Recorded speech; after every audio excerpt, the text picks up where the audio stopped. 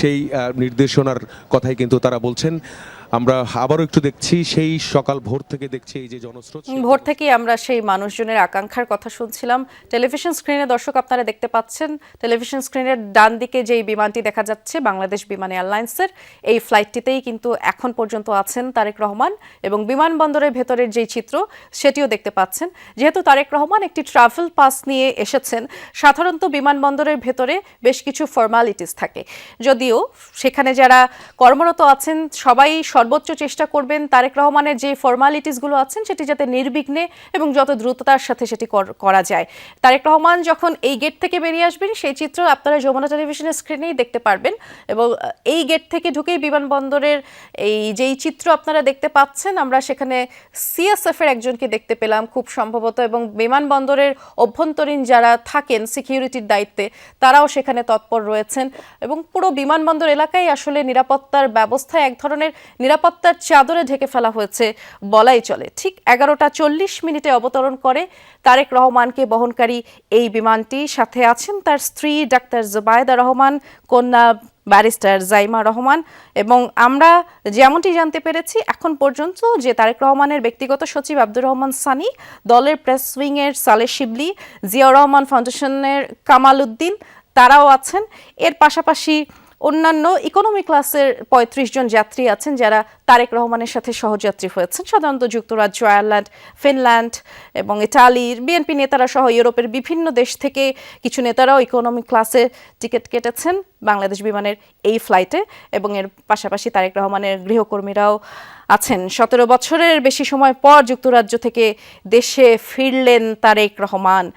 বিমান বাংলাদেশ এয়ারলাইন্সের এই ফ্লাইটটি আজ 11টা 40 অবতরণ করে। এর আগে সকাল 10টায় সিলেটে অবতরণ করবার পর দর্শক আমরা সরাসরি দেখতে পাচ্ছি তারেক রহমান বেরিয়ে আসছেন। আমরা সরাসরি আপনাদেরকে দেখাচ্ছি বিমানবন্দরের ভেতরে, এয়ারপোর্টের ভেতরের যেই চিত্র, তারেক রহমান এবং তার পাশে কন্যা জাইমা রহমান, তার স্ত্রী জুবাইদা রহমান বেরিয়ে এসেছেন, সামনের দিকে অগ্রসর হচ্ছেন তারেক রহমান। এখন তো বেশ কিছু ফর্মালিটিস থাকে, ট্রাভেল পাস নিয়ে তিনি দেশে এসেছেন, দেশের মাটিতে পা রাখলেন তারেক রহমান এত বছর পর, দীর্ঘ 17 বছর পর তিনি ফিরলেন। তিনি নিজেও আবেগ আপ্লুত, তিনি নিজেও কতটা উদ্গ্রীব হয়েছিলেন বাংলাদেশে আসার জন্য সেটি আমরা বিগত সময়গুলোতে দেখেছি। কি তীব্র আকাঙ্ক্ষা মায়ের পাশে থাকবার জন্য, সেই আকাঙ্ক্ষার অবসান ঘটতে যাচ্ছে খুব শিগগিরই, কারণ তিনি এখান থেকে যাবেন 300 ফিট, এরপরে এভার কেয়ারে যাবেন তার মার কাছে। স্ত্রী জুবাইদা রহমান এক পাশে, আর এক পাশে কন্যা ব্যারিস্টার জাইমা রহমান। জাইমা রহমান 13 বছর বয়সে দেশ ছেড়েছিলেন বাবার সাথে এবং 30 বছরের তরুণী হয়ে ফিরলেন দেশে বাবার সাথে। এক অধ্যায় গেছে বিএনপির ইতিহাসে, এক অধ্যায় বলা চলে। তাদের দলের নেতা এত বছর পর ফিরলেন, দেখাই যাচ্ছে কতখানি উচ্ছ্বসিত তারেক রহমান, তার চেহারায় সেই ভাব একেবারে স্পষ্ট। তিনি এখন আছেন এয়ারপোর্টের ভেতরে অবস্থান করছেন, এখন শুধু যে সকল আনুষ্ঠানিকতা থাকে আর কি, যে সকল ফর্মালিটিস থাকে সেগুলো শেষ করবেন, শেষ করেই তিনি রওনা দিবেন 300 ফিটের উদ্দেশ্যে। তারেক রহমানকে দেখতে পাচ্ছেন দর্শক আপনারা সরাসরি, এটি কিন্তু এয়ারপোর্টের ভেতরের চিত্র আমরা আপনাদেরকে দেখাচ্ছি। কিছুক্ষণ আগেই তো তাকে বহনকারী ফ্লাইটটি অবতরণ করেছে, ফ্লাইট থেকে বেরিয়ে এসে তিনি এখন এয়ারপোর্টের মধ্যে অবস্থান করছেন, কন্যা স্ত্রী সমেত সামনের দিকে এগিয়ে যাচ্ছে। নিরাপত্তা ব্যবস্থা একেবারে চোখে পড়বার মতোই বলা চলে। মির্জা ফখরুল ইসলাম আলমগীর স্থায়ী কমিটির সদস্য আছেন সালাউদ্দিন আহমদ, আলিঙ্গন করলেন মির্জা ফখরুল ইসলাম আলমগীর তারেক রহমানকে। আমরা মির্জা আব্বাসকেও দেখতে পাচ্ছি খুব সম্ভবত, এবং সালাউদ্দিন আহমদ আছেন। যেমনটি বলছিলাম, বিএনপি স্থায়ী কমিটির সদস্যরাই শুধুমাত্র অবস্থান করতে পেরেছেন এই এয়ারপোর্টের ভেতরে, কারণ খুব স্বাভাবিক নিরাপত্তার ইস্যু তো রয়েছে, যেহেতু 3টি জোনে ভাগ করা হয়েছে। এটিকে একেবারে রেড জোনই বলা চলে। রেড জোনে শুধুমাত্র বিএনপি স্থায়ী কমিটির সদস্যরাই প্রবেশ করার অধিকার পেয়েছেন। সরাসরি দেখছেন তারেক রহমান ফিরেই তার দলের কর্মীদের সাথে আলিঙ্গন করছেন। গয়েশ্বরচন্দ্র রায়ের সাথে আলিঙ্গন করলেন মাত্রই। আমির খসরু মাহমুদ চৌধুরীকে দেখতে পাচ্ছি, সামনের সারিতেই ছিল মির্জা ফখরুল ইসলাম আলমগীর, আছেন মঈন খান, সালাউদ্দিন আহমদ আছেন মির্জা আব্বাস, গয়েশ্বরচন্দ্র রায়কেও দেখলাম। তার দলের যত সদস্যরা আছেন সবার সাথে আলিঙ্গন করছেন, কুশলাদি বিনিময় করছেন। কত বছর পর দেখা হলো, আমরা একটু দেখি।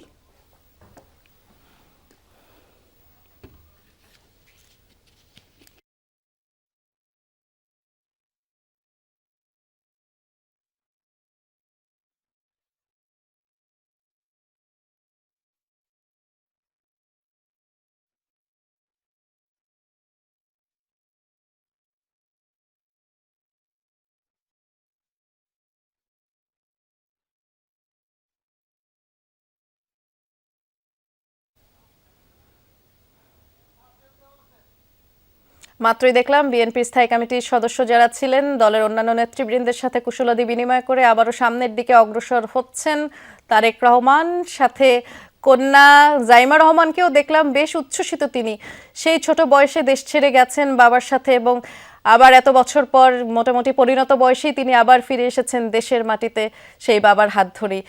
বেশ উচ্ছ্বসিত দেখা যাচ্ছে পুরো পরিবারকে। তারেক রহমানের চোখে মুখে স্পষ্ট তার যে তীব্র আকাঙ্ক্ষা ছিল দেশে ফিরবার, যেই আকুতি ছিল, সেটি এখন একেবারেই চোখে মুখে স্পষ্ট এবং তার দলের নেতাকর্মীদের যেই অপেক্ষা, সেই অপেক্ষার অবসান হলো অবশেষে। তারেক রহমান সালাম জানাচ্ছেন সবাইকে এবং চেষ্টা করছেন যারা উপস্থিত আছেন সবার সাথে কুশলাদি বিনিময় করবার। তারেক রহমান আজকের দিনটাকেই কেন বেছে নিয়েছেন জনমনে প্রশ্ন উঠতেই পারে এবং তার দলের পক্ষ থেকে জানানো হয়েছে তারেক রহমান চেয়েছেন তিনি যেদিন দেশে আসবেন সেদিন যেন সাধারণ জনগণের কোনো ধরনের দুর্ভোগে পড়তে না হয়, কোনো দুর্ভোগ পোহাতে না হয়। এজন্যই 25 ডিসেম্বর বড়দিন, যেহেতু সরকারি ছুটির দিন, এই দিনটিকেই